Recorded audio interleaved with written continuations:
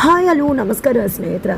ವಂಶಿಗೆ ಸ್ವಾತಿ ಮತ್ತು ನಿತಿನ್ ಲವ್ ವಿಷಯ ಗೊತ್ತಾಗದ ಇಡೀ ಚೌಟ್ರಿನೇ ತಿರುಗಿ ನೋಡ್ತದೆ. ಕೊನೆಗೂ ಕೂಡ ಪಶುಪತಿ ಮಾಡಿದ ಎಡವಟ್ಟು ಇಲ್ಲಿ ವಂಶಿ ಮತ್ತು ಸ್ವಾತಿ ಮದುವೆಯನ್ನೇ ಮುರಿದು ಬೀಳಿಸ್ತಾ ಏನಾಯಿತು ಏನು ಕಥೆ ಇದು ಎಲ್ಲವನ್ನ ಕೂಡ ತಿಳ್ಕೋಬೇಕು ಅಂದರೆ ಈಗಲೇ ನಮ್ಮ ಈ ಚಾನಲ್ನ ಸಬ್ಸ್ಕ್ರೈಬ್ ಮಾಡಿ, ಹಾಗೆ ಈ ಒಂದು ವಿಡಿಯೋವನ್ನು ಪೂರ್ತಿಯಾಗಿ ನೋಡೋದನ್ನು ಯಾವುದೇ ಕಾರಣಕ್ಕೂ ಕೂಡ ಮರಿಬೇಡಿ.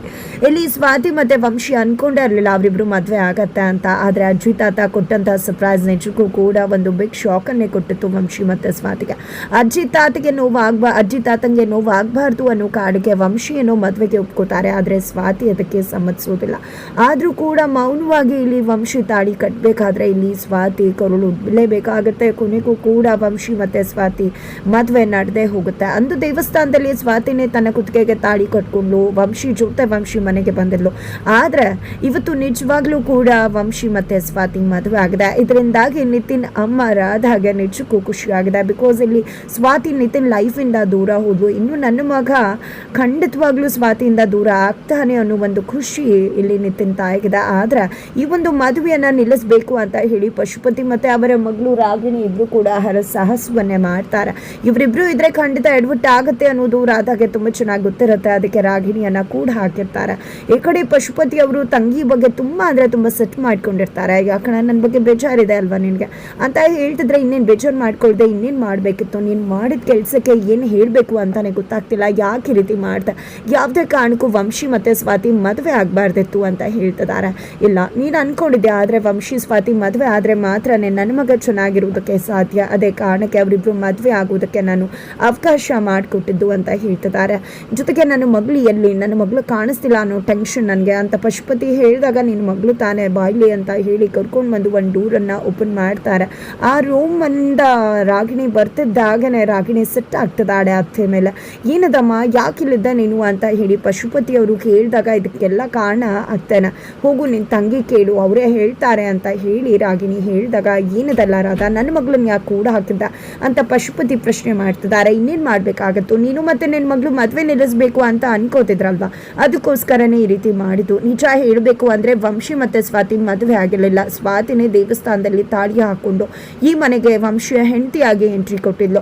ಅದೇ ಕಾರಣಕ್ಕೆ ಈ ಮದುವೆ ನಡಿಬೇಕು ಅಂತ ಹೇಳಿ ನಾನು ಅಷ್ಟು ದುಂಬಾಲ್ ಬಿದ್ದಿದ್ದು ಮದುವೆ ನಡೆಸಿದ್ದು ಅಂತ ಕೂಡ ಹೇಳ್ತಾರೆ ರಾಧಾ ತಂಗಿ ನೀನು ತುಂಬ ದೊಡ್ಡ ತಪ್ಪು ಮಾಡಿಬಿಟ್ಟೆ ಅಂತ ಹೇಳಿ ಪಶುಪತಿ ಹೇಳಿದಾಗ ಏನು ತಪ್ಪು ಮಾಡ್ತಾರಣ, ಈಗೇನಾದರೂ ಮದುವೆ ಆಗಿಲ್ಲ ಅಂತ ನನ್ನ ಮಗನ ಗೊತ್ತಾಗಿದ್ದರೆ ಖಂಡಿತ ಸ್ವಾತಿ ಹಿಂದೆ ಹೋಗ್ತಿದ್ದೆ. ಅದು ನಂಗೆ ಸ್ವಲ್ಪ ಕೂಡ ಇಷ್ಟ ಇಲ್ಲ, ಅದು ನಿನಗೂ ಕೂಡ ಗೊತ್ತಿದೆ. ನಾವು ಅಂದ್ಕೊಂಡಿದ್ದು ಎಲ್ಲ ಎಡವಟ್ಟಾಗ್ತಿತ್ತು, ಅದಕ್ಕೋಸ್ಕರನೇ ಇಷ್ಟೆಲ್ಲ ಮಾಡಿದ್ದು ಅಂತ ಹೇಳಿ ಅಲ್ಲಿಂದ ಹೊರಟ್ಬಿಡ್ತಾರೆ ರಾಧಾ ಅವರು. ತದನಂತರ ಇಲ್ಲಿ ನಿತಿನ್ ತುಂಬ ಅಂದರೆ ತುಂಬ ಡಿಸ್ಟರ್ಬ್ ಆಗಿದ್ದಾರೆ. ಈ ಕಡೆ ಮದುವೆ ಆಯಿತು, ಈಗ ರಿಸೆಪ್ಷನ್ಗೆ ಎಲ್ಲನೂ ಕೂಡ ಸೆಟ್ ಹಾಕ್ತಿದ್ದಾರೆ.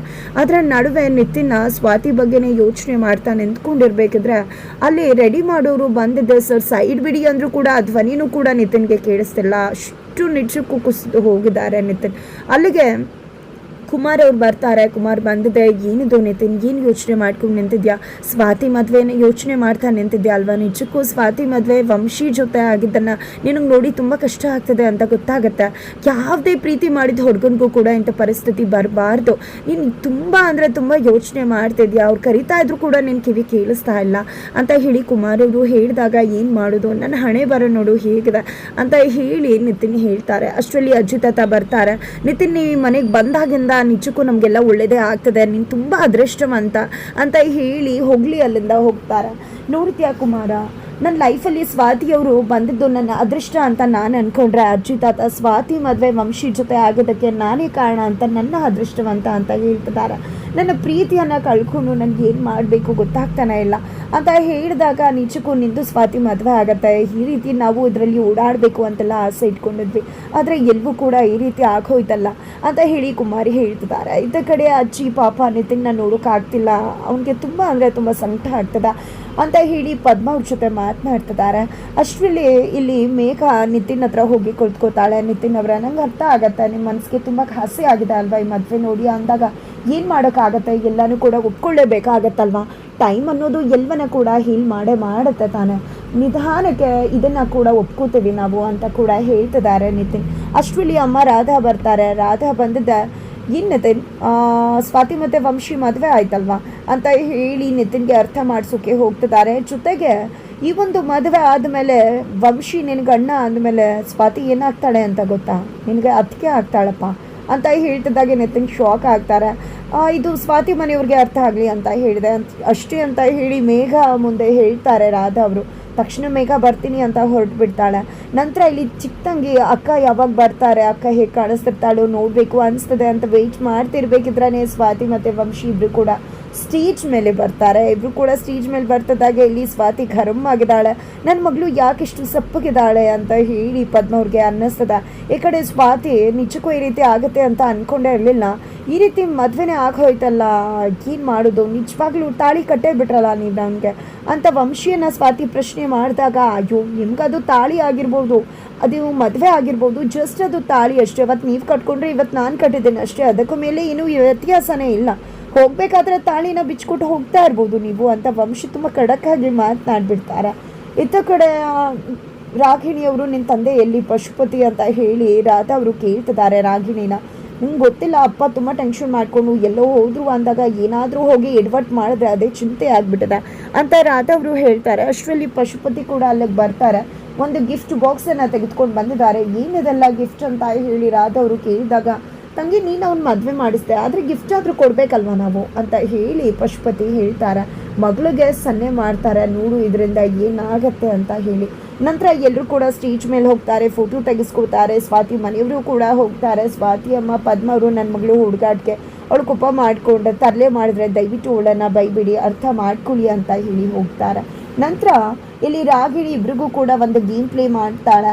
ಇಬ್ಬರು ಕೂಡ ತುಂಬ ಚೆನ್ನಾಗಿ ಆನ್ಸರ್ ಮಾಡ್ತಾರೆ. ಒಬ್ರಿಗೊಬ್ರು ಎಷ್ಟು ಚೆನ್ನಾಗಿ ಅರ್ಥ ಮಾಡ್ಕೊಂಡಿದ್ದಾರೆ ಅಂತ ಅವರಿಬ್ಬರ ನಡುವೆ ಅಂಡರ್ಸ್ಟ್ಯಾಂಡಿಂಗೇ ಇಲ್ಲ. ಬಟ್ ಇಬ್ಬರು ಹೇಳೋದನ್ನು ಇಬ್ಬರು ಸರಿ ಅಂತಲೇ ಹೇಳೋದ್ರ ಮುಖಾಂತರ ಆ ಗೇಮಲ್ಲಿ ಗೆಲ್ತಾರೆ. ಬಟ್ ಇಲ್ಲಿ ಸ್ವಾತಿಗೆ ಇರು ಯಾವತ್ತಿದ್ರು ಅಪ್ಪನೇ, ಆದರೆ ತನ್ನ ವಂಶಿ ತನ್ನ ಇರು ಅಂತ ಹೇಳಿ ಸುಳ್ಳು ಹೇಳ್ತಾಳೆ.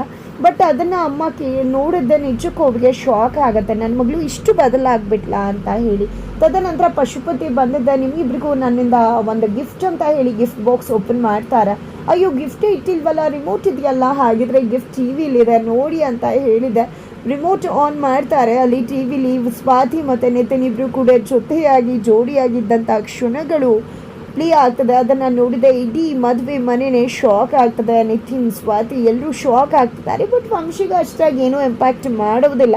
ಸ್ವಾತಿ ನಿತಿನ್ ಲವ್ ಮಾಡಿದ್ರೆ ಸರಿ ಆಯಿತು, ಈಗ ಸ್ವಾತಿ ನನ್ನ ಹೆಂಡತಿ ಆಗಿದ್ದಾರೆ, ಡಿವೋರ್ಸ್ ಕೊಡ್ತೀನಿ, ನಂತರ ಸ್ವಾತಿ ಮತ್ತು ನಿತಿನ್ ಮದುವೆ ಆಗಿ ಆರಾಮಾಗಿರಲಿ ಅಂತ ಅಷ್ಟು ಈಸಿಯಾಗೇ ಖಂಡಿತವಾಗ್ಲೂ ಕೂಡ ವಂಶಿ ತೆಗೆದುಕೊಳ್ತಾರೆ. ಹಾಗಿದ್ರೆ ಇಲ್ಲಿ ನಿತಿನ್ಗೂ ಕೂಡ ಸ್ವಾತಿ ವಂಶಿ ಲವ್ ಮಾಡದೆ ಮದುವೆ ಆಗಿದ್ದಾರೆ ಅನ್ನೋ ವಿಷಯ ಗೊತ್ತಾಗತ್ತಾ, ಅಥವಾ ಇಲ್ಲಿ ನಿತಿನ್ ಮತ್ತು ಸ್ವಾತಿಯನ್ನು ಒಂದು ಮಾಡಿ ಅಲ್ಲಿಂದಾನೆ ವಂಶಿ ಎಕ್ಸಿಟ್ ಆಗ್ತಾರ?